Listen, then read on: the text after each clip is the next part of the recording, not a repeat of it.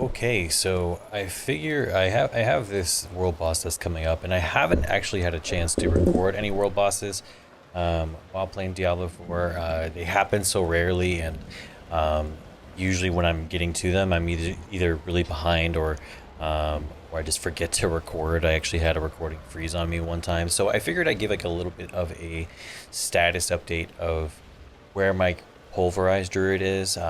Right now, I'm actually working on trying to build up enough sort of items and inventory so I can make a Nature's Fury druid in upcoming season 1. But now that I'm level 70 and doing world tier 4, I thought I would give an update for all the pulverized druids, because I said in an earlier video that in in my opinion, I think Pulverized Druid has a bit of a ceiling in that after level 70, it's probably not going to be as useful. At least that's what I'm kind of noticing. There hasn't been a whole lot of jumps in my damage. Of course, you know that could be largely affected by the stats that I focus on. For example, if I go to crit chance, my crit chance, it's not super high right now, and my crit damage is not super high right now. But I have been changing a lot of pieces of gear to try to make things work.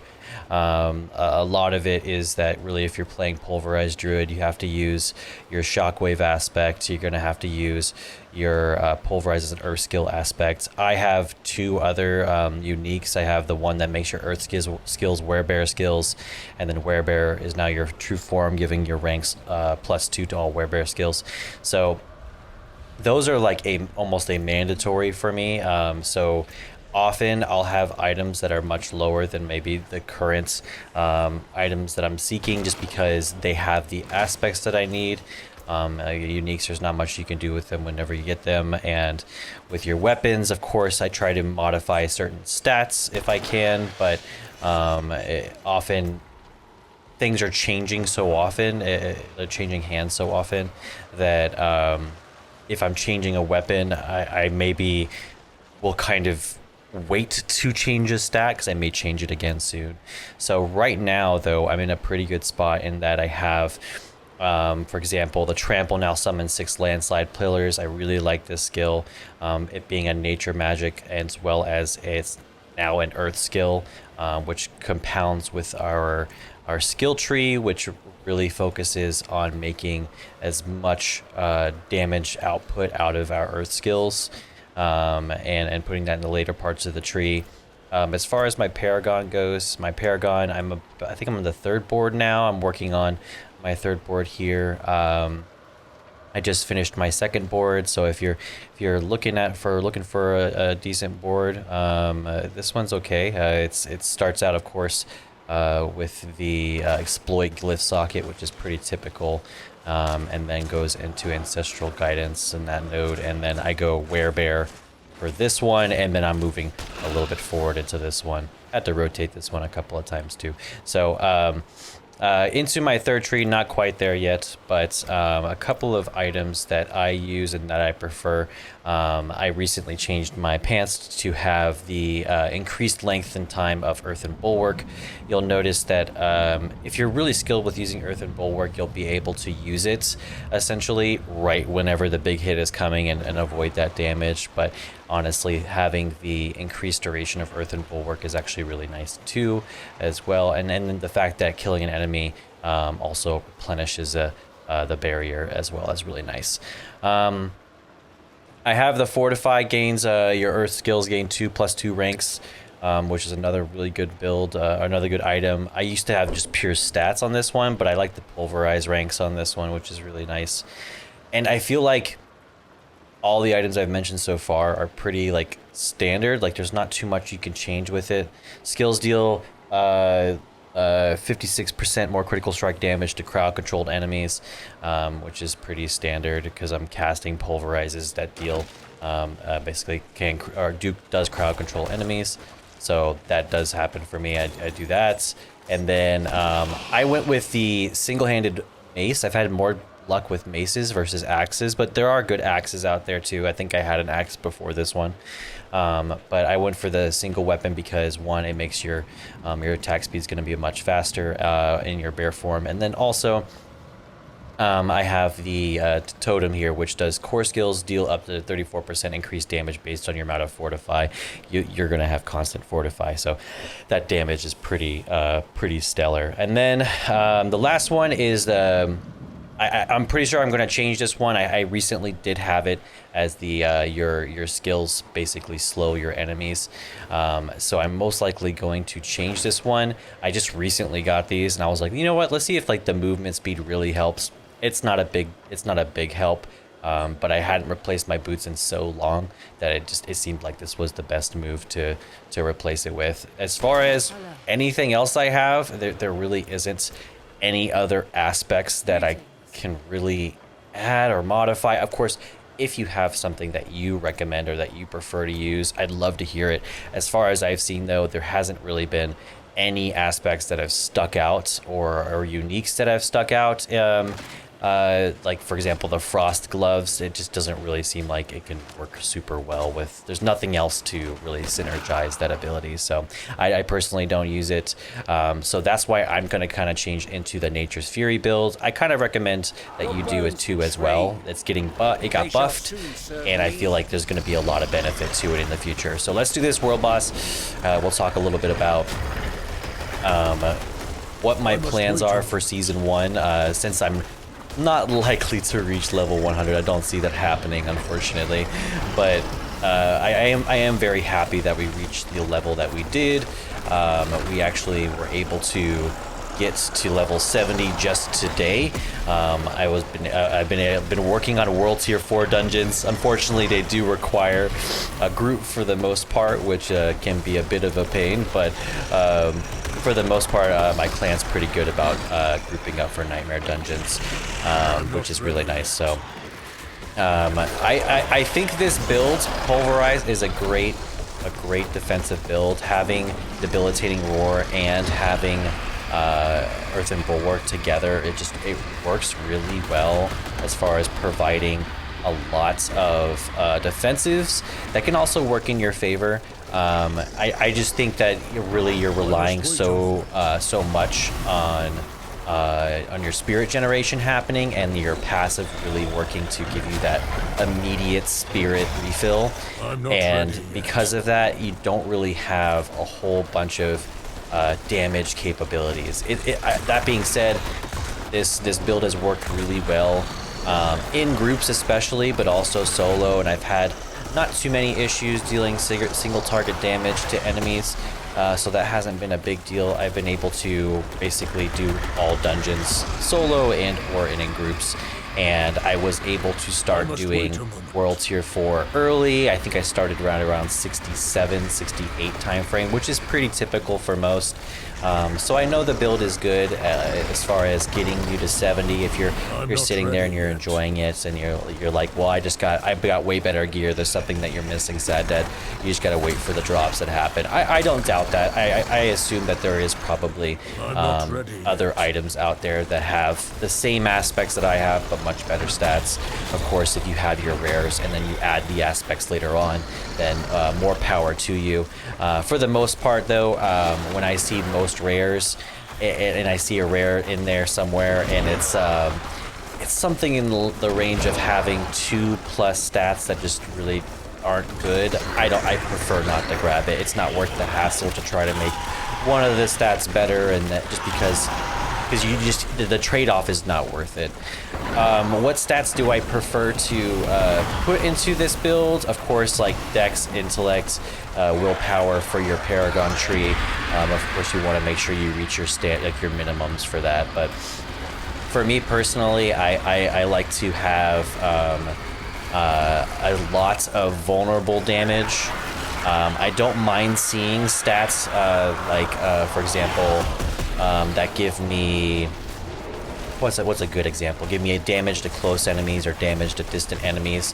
In this build, I deal with plenty of enemies that deal that I'm attacking from far away, as well as plenty of enemies that I'm attacking close. So there's not really too much of a one over the other, maybe distant over close, maybe.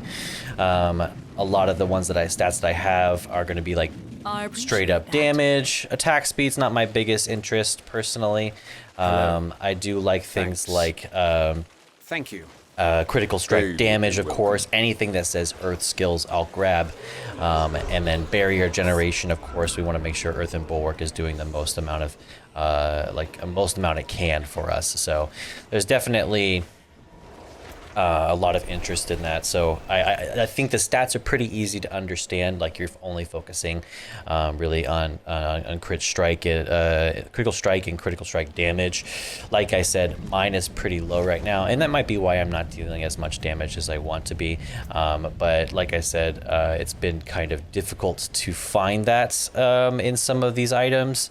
I'll find crit and then I'll lose. I'll find crit and I'll lose vulnerable damage, which is basically how this build seems to work for the most part. Let's see if we get anything decent from here. So seismic shift ring, critical strike damage with earth skills, that's not too bad. Vulnerable damage, earth spike launches spikes it on a line, which is not my preference. I don't like the cooldown on that, so I'll probably I'll swap it for the tectonic spikes here, unless, let's see, trample summons now.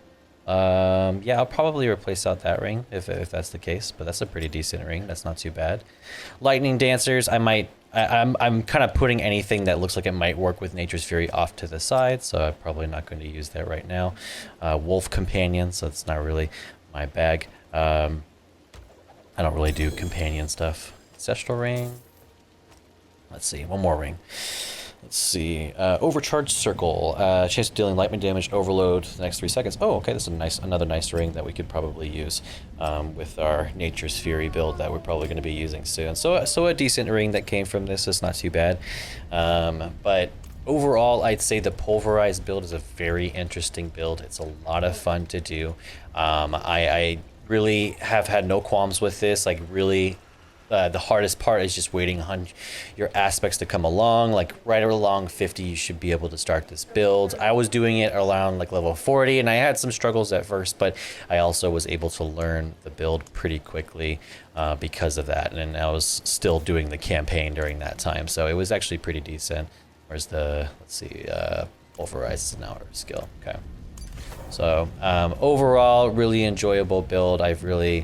I've liked it overall, and it's been a lot of fun. Let's see if we can maybe modify this one, because damage over time is probably physical damage, critical strike damage with earth skills, vulnerable damage. Probably this one is going to be our best one. So damage over time. Really, our only damage over time is the tectonic spikes, I guess, maybe. So critical strike dance, I'll take that. So not too bad. And we can actually change a few stats here. Let's see.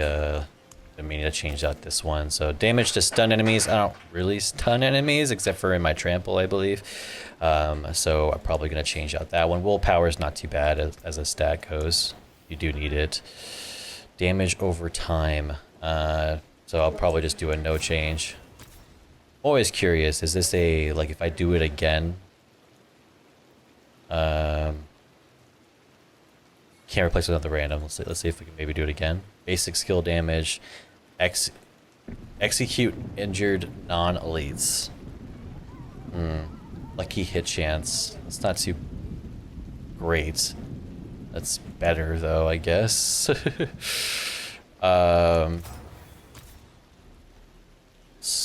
762,000 per. Really trying to make this one work, huh?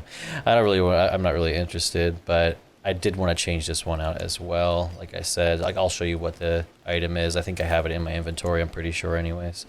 Aspects, let's see. Yeah, damage from earth skill slow is the one. So 50%, 45%.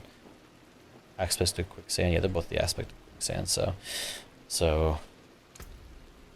I'm always curious. By the way, if you don't know, sometimes when you're applying things, it can change, like the level will change depending on what you're doing with it. Or if you're trying to extract it, it might change the percentage. So right now it's 50, which is the max, but it could change across the board. So I'm gonna add that for the slow. I think that's gonna be way better. So I already changed one stat, movement speed, so I don't know what I was thinking with that one. It's just not, it's not beneficial enough, I don't think. Spirit cost reduction, which we could do because it's not too bad. I mean, versus armor, so I mean that's not the worst. So so yeah, so there's a lot of benefits to doing the pulverized build. I think it has great mob clear, and it's not too bad for single target. I like the build overall. I'm excited to get into a Nature's Fury build in the near future. It looks like it's going to be a lot of fun, and it's going to have basically Earth aspects and the Storm aspects to the build, which I think is going to be a neat combination to it, and it's only going to increase the sort of damage ceiling that we already have in the near future. And you can see, like, I've been sort of stockpiling anything that even remotely seems decent in here. So there's I've been kind of just hoarding them. Of course, how many I'll use, we'll see. I just didn't want to get rid of them because for a while I was just kind of selling everything that wasn't pulverized, and then I started realizing that oh yeah, pulverize may not be the best thing forever. So it was becoming clear to me that like maybe I needed to change that. So now I'm kind of rethinking that a bit, where it's like, okay, now I need to focus on maybe trying to do something that's a little bit different with this. So where did he keep this one? Damage to close enemies, earth skills, vulnerable. Yeah, this is just an amazing ring stats right there. Should probably upgrade those rings though, now that I think about it though. Yeah, I have another tab, so I'll probably need a few more. But that's really all I got. Of course, if you want to catch the stream live, I'll be streaming this a couple more times before Season 1 starts. Of course, we only have a few more days before that begins, but my plan is to try to at least push for as much levels as we can to get as close as we can to 100. Though, of course, we're not going to reach it. I don't see it happening for us, but we've kind of been taking this at a very casual pace. If anyone has spent any time in this in my stream or hung out with us, you guys know that I'm not really pushing for speed here. I'm just trying to keep up as much as possible with everyone else. I definitely need to get more silver ore. That's becoming evidently clear. But that's all I got. If you like the video, like it, subscribe to the page. Of course, if you want to catch the video, these videos live when I'm streaming them, then follow the stream at Chill with Sad Dad. I have links in my bio of my YouTube page and everything like that. But other than that, please enjoy Season 1. Enjoy the time you have left with Season 1. Try not to rush yourself too much. Just try to figure out what you're going to try to build maybe for the upcoming time, and you'll be fine, and you'll do fine, and you'll have no problems. But if you ever have any questions, then I'll try to answer them best I can from at least a casual's perspective, a druid's perspective. Try to help out as much as I can for any sort of new players out there. All right, peace.